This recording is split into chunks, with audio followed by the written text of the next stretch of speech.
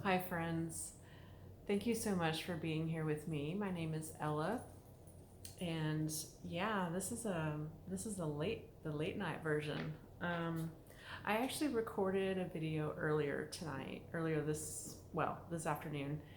But I was in the car, and I didn't realize that the air was blowing right on the microphone. So all you can hear on the video is, of like the air, and you can sort of hear. So I tried kind of, futzing around with the sound and everything, but honestly, I was like, you know what?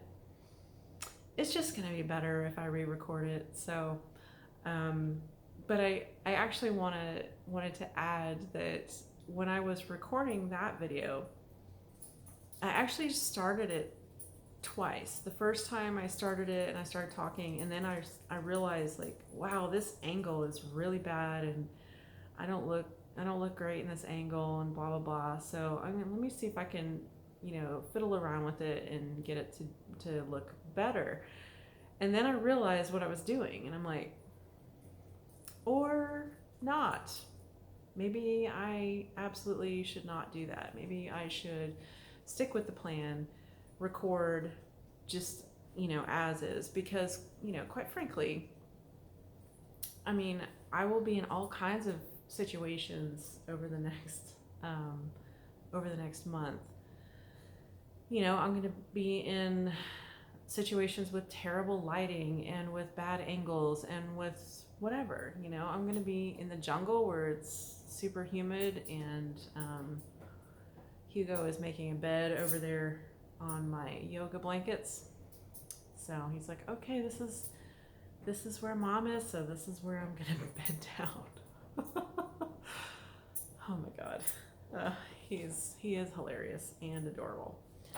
So I wanted to kind of highlight that oh yeah, I was judging myself for the terrible angle, and wow, not gonna do that. Not gonna do that anymore.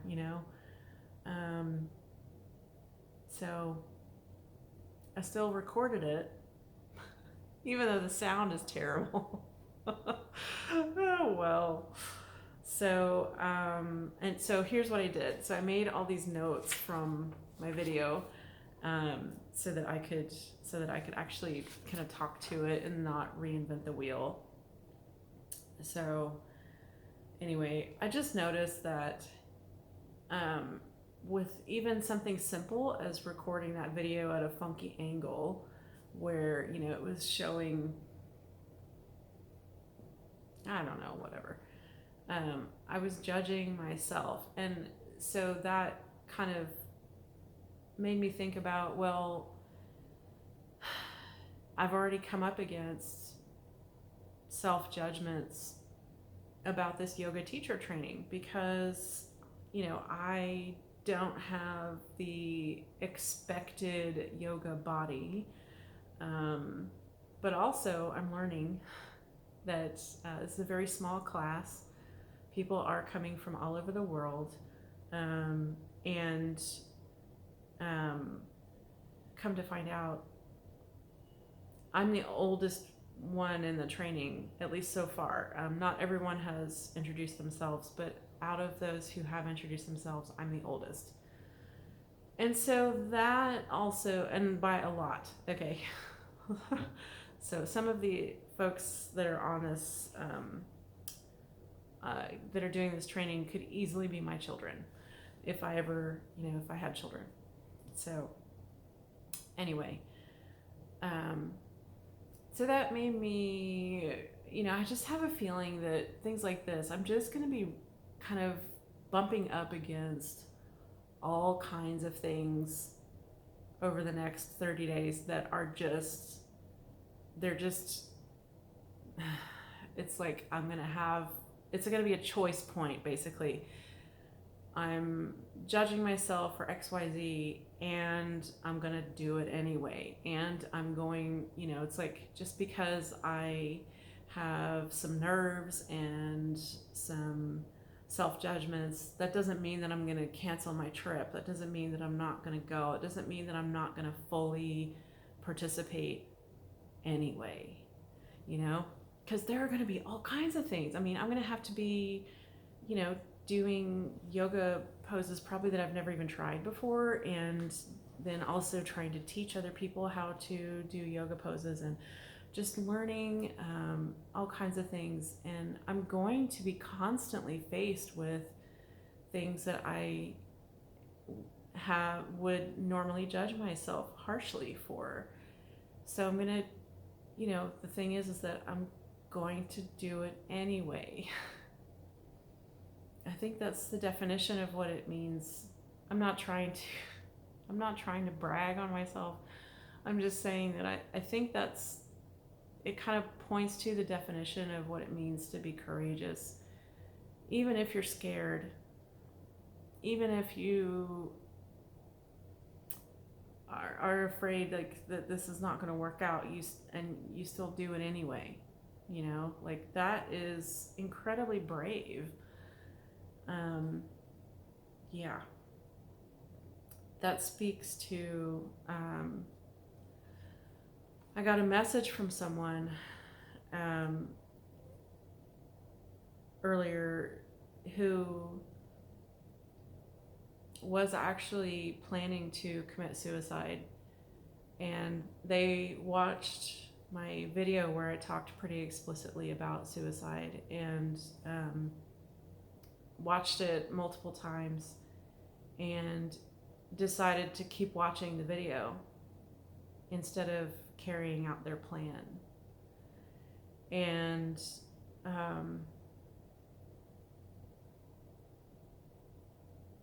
that is just what I can't think of a better instance of being brave when it's hard to be here, when it is so overwhelming and painful, and you are in the basement and water is just coming in at a rate that you literally can't do anything about it, and it's pitch black and you can't find the exit.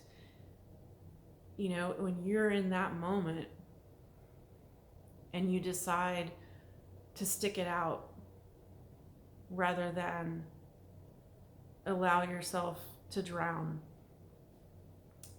that is incredibly powerful. And the most important things to know, to identify, when you are in that moment, when you get stuck in a moment that you can't get out of, are you safe? Are you safe? And if you're not, then what? You don't need to have any special phone number on hand. You can call 911, and yes, of course you can call the suicide prevention hotline. Yes, you can, of course, reach out to a friend, a loved one, a stranger, someone whose video you watched. You can also call 911, and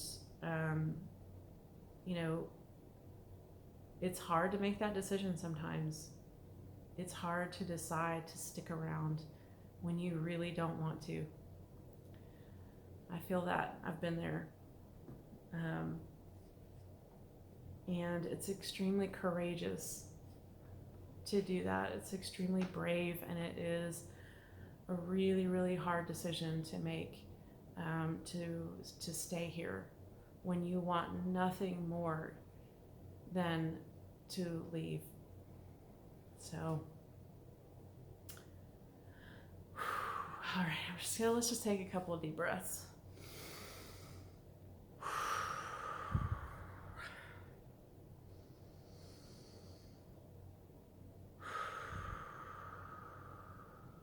One One more. Okay. I did want to call out this amazing Ram Dass quote, "We're all just walking each other home." I also want to say that I think it's really important, what this person did by reaching out to me, was willingly engaging in a conversation about mental health. And the more we talk about the state of our mental health, the more we talk about mental illness in general, that actually elevates the mental health for all of us, because you're taking the stigma away, and it actually promotes healing for all of us when we talk openly about mental illness. So I think that's is extremely, I don't know, it's extremely brave to do that, to even have a conversation and say, I want to check out so bad, and I have a plan, and all of that. I will say that I'm just an average person. I'm a nobody, really. And absolutely, if someone reaches out to you and they are in fact suicidal, the first question to ask them is, are they safe? Meaning, the minute that they're not talking to you, are they going to attempt suicide? If they answer yes to that question, then it's important to just keep them talking and know that none of us are ultimately responsible for keeping someone else here. It comes down to what's going on in an individual's brain, and I actually I learned something last year, and I actually didn't know this, which, it was something I learned when I was actually in an intensive program learning a bunch of skills to manage my mental health. So I learned that your brain actually believes whatever you tell it to believe. So, and our brain naturally lies to us. Our brain is naturally going to go for the worst case scenario and go for the negative. So, but I think it's really interesting that the brain believes what you tell it to believe. Just think about that for a second. So whatever the words that you speak out loud to yourself, the words that like your inner critic is spouting off in your head, the things that you utter, the words that you write in your journal, your brain believes whatever you say about yourself. So if you literally want to feel better and believe better things about yourself, then you can actually start with telling your brain better things, uttering words that are more loving and kind, and writing things that are ultimately kinder to you. So I just thought that was, I had never, it's like I've heard about things like that before. It's why affirmations are so popular. It's because if you really use them, they can be incredibly effective. I have always struggled with affirmations because they've always felt like kind of cheesy and kind of like, I don't know. But it's a choice. If affirmations don't work for you, then try something else. It doesn't have to, there's not one answer. The only answer that matters is the answer that works for you.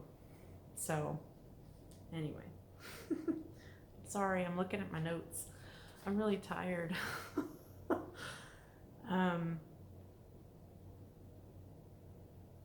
Okay. The last thing that I want to circle back to is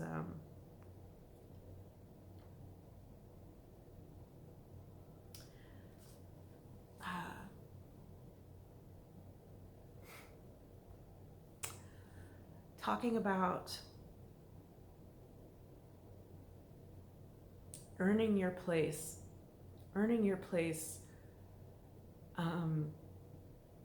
A lot of times we attach our self-worth to what accomplishments we can do, what things we've accomplished, what results we get, how much we can achieve in a given amount of time or whatever by a certain age or whatever. And I have had those self-judgments come up, especially about going to yoga teacher training, literally on the other side of the world as a middle-aged woman. And I came to realize that just because I have traversed at a different pace and any number of different pathways from other people, there's still a seat at the table for me. There's still room at the table. And that's true for you as well. There's still room at the table. Whatever table that you want to be at, there is room for you. And I genuinely believe that. If it's true for me, then it's true for you. And I very much believe that. So, anyway, I'm going to go ahead and sign off. I am tired. I'm feeling emotional because I'm going to miss my dog. I'm going to miss, everything that's familiar to me. So I'm feeling a bit emotional about that tonight. And I am super excited, but right now it is like this. The tattoo on my arm, right now it is like this. I'm feeling emotional because I'm going to miss what I have right now. So, but just keep in mind that there is a seat at the table for you. There's a seat at the table for me. They can be different tables. There's plenty to go around for all of us. Thank you so much for being here with me.